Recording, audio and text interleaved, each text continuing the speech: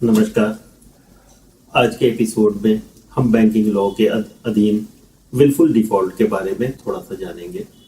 Wilful default एक ऐसा crime है जो बैंकिंग लॉ के अंडर आता है, जिसके ऊपर कानूनी कार्रवाई की जाती है।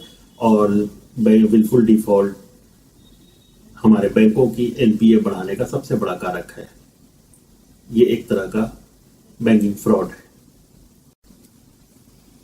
विलफुल डिफॉल्ट एक ऐसी धोखाधड़ी होती है बैंक के साथ जिसमें ऋण लेने वाला व्यक्ति या कंपनी बैंकों को अपने ऋण की अदायगी देना बंद कर देता है।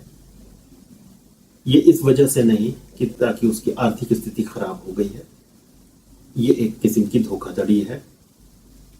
आर्थिक स्थिति संपूर्णतः व्यवस्थित होने के बावजूद वो अपने आप को डिफॉल्टर घोषित करता है और बैंक को ऋण की अदायगी रोक देता है। बैंक घाटे में जाता है। ये एक संगीन जुर्म है।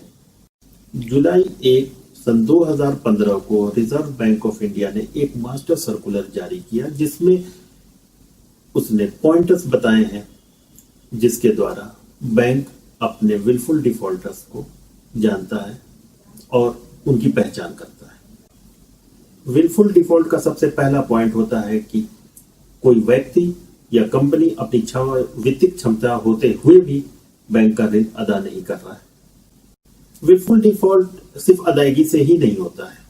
अगर आपने ऋण किसी कारण के लिए लिया है और आपने उसका निवेश उस कारण के लिए नहीं किया, किसी और कारण में या किसी और परियोजना में अपना धन जो ऋण से लिया था बिना बैंक को बताए आपने लगाया है, तब भी आप विलफुल डिफॉल्टर हैं।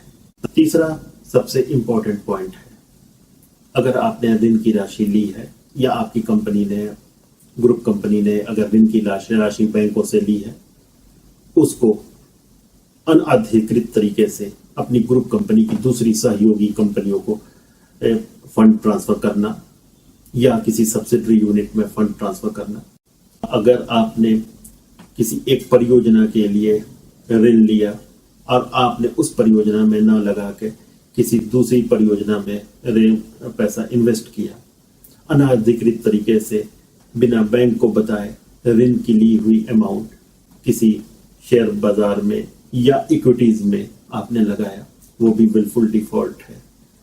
विलफुल डिफॉल्ट ऐसे भी है अगर आपने किसी इमूवेबल प्रॉपर्टी, अचल संपत्ति के अधिकृत आपने ऋण लिया या आपकी कंपनी ने ऋण लिया और बिना बैंक को बताए वो अचल संपत्ति को डिस्पोज ऑफ किया, किसी को ट्रांसफर किया या बिना बैंक की इजाजत के उसकी ओनरशिप को ट्रांसफर किया गया, तो भी ये विलफुल डिफॉल्ट होता है। ऐसे धोखाधड़ी के कदम बैंक बहुत सीरियसली लेते हैं।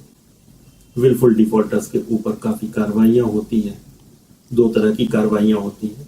एक, बैंक अपने और जितने भी फाइनेंशियल इंस्टीट्यूशंस हैं वो अपने अंतर्गत एक कार्रवाई करते हैं। दूसरी कार्रवाई एक क्रिमिनल प्रोसीडिंग होती है, जो कि न्यायालयों में एक क्रिमिनल चार्जेस के तहत होती है। आरबीआई के गाइडलाइंस के अनुधीन अगर आप विलफुल डिफॉल्टर घोषित होते हैं तो सबसे पहला आपके ऊपर रोक लगाई जाएगी कि आप किसी भी फाइनेंशियल इंस्टीट्यूशन से, किसी भी बैंकों से आप ऋण नहीं ले सकते हैं। दूसरा, आप कोई भी बिजनेस कार्य का अनुक्रम या कोई इंडस्ट्री 5 साल तक सेटअप नहीं कर सकते हैं। अगर आप बोरोइंग ऐसी कंपनी के आप डायरेक्टर रहे हैं या उसके बोर्ड के मेंबर हैं जिसने विलफुल डिफॉल्ट किया, आप किसी और बोर्ड की कंपनी के किसी बोर्ड में आप डायरेक्टर नहीं बन सकते हैं। स्टैंडिंग टेक्निकल इवैल्यूएशन कमेटी जो बैंकों की होती है, एक विलफुल डिफॉल्टर के खिलाफ कानूनी कार्रवाई करने से पहले एक अंदरूनी जांच पड़ताल करती है। उस जांच पड़ताल में एंड टू एंड पैसे जब ऋण के लिए दिए गए और उसका खर्चा कहां तक हुआ, कैसे हुआ, एक एक एंट्री को वैलिडेट करती है। वो ये सत्यता साबित करने की कोशिश करती है कि आपने विलफुल डिफॉल्ट किया है। इसमें एक आरबीआई की गाइडलाइन ये भी है कि इसमें एक जल्दीबाजी नहीं करनी चाहिए। हो सकता है आपके ऊपर कोई ऐसी मजबूरी हो, आप लग रहा है कि आपने किसी कारणवश कोई जायज वजह से आपने ऋण वापस नहीं किया है 2 महीने 3 महीने तक, लेकिन आप आगे कर देंगे, तो आप विलफुल डिफॉल्टर नहीं है। इससे पहले कि आपके ऊपर कानूनी कार्रवाई की जाए या किसी विलफुल डिफॉल्टर के ऊपर कानूनी कार्रवाई की जाए, बैंक अपने रिकॉर्ड्स के थ्रू एक एक फंड का यूटिलाइजेशन चेक करते हैं, जब से फंड उनको आपको दिया गया और वो कहाँ खर्च किया। अगर ये सत्यता प्रमाणित होती है स्टैंडिंग कमेटी के थ्रू, तो आप विलफुल डिफॉल्टर होते हैं। सेक्शन 403 और सेक्शन 415 के तहत आपके खिलाफ कानूनी कार्रवाई, विलफुल डिफॉल्टर्स के खिलाफ कानूनी कार्रवाई की जाती है।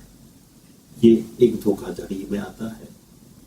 सबसे पहले तो आपको कहीं किसी भी बैंक से आर्थिक मदद लेने से रोक देते हैं। उसके बाद आपके ऊपर सेक्शन 403 और 415 इंडियन पेनल कोड एक्ट 1860 के अंडर आप पे कार्रवाई की जाएगी। कलकत्ता की उच्च न्यायालय, कलकत्ता हाई कोर्ट ने एक बड़ा ही इंपॉर्टेंट ऑर्डर पास किया, Indranil Mukherjee versus Jayata Mukherjee and others. ये एक ऐसा केस है जिसने लोगों को विलफुल डिफॉल्ट रोकने के लिए एक कड़े कदम उठाने के लिए एक माइलस्टोन है। अगर किसी व्यक्ति ने विलफुल डिफॉल्ट किया है, बैंक इसकी जांच पड़ताल कर रहा होता है, तो क्या आप किसी कानूनी सलाहकार का या वकील की सहायता ले सकते हैं। ऐसे केस को इवेलुएट किया सुप्रीम कोर्ट ने versus state bank of India का एक केस था। तो उसकी डायरेक्टिव ये है कि जब तक इंटरनल कोई कमेटी किसी बैंक की जांच पड़ताल करती है, उस समय आप कानूनी सलाहकार की या आपको रिप्रेजेंट करने के लिए कोई लॉयर जाए, ऐसी सुविधा नहीं ले सकते हैं। क्यों नहीं ले सकते हैं? क्योंकि बैंक की कोई कमेटी, कोई एक it's not a legal body, कोई ट्रिब्यूनल नहीं है, कोई कानूनी सलाहकार समिति नहीं है, जिस वजह से आप उसमें एक लॉयर को लेके जा सके।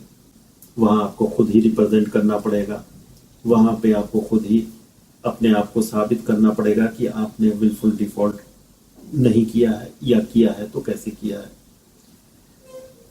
जब क्रिमिनल प्रोसीडिंग चालू होती है कोर्ट में, उस समय आपको रिप्रेजेंट कर सकते हैं आपके लॉयर। विलफुल डिफॉल्ट बिल्कुल ना करें। हमारा यही उद्देश्य है कि हमारे देश के बैंक तंदुरुस्त रहें, फाइनेंशियली सिक्योर रहें।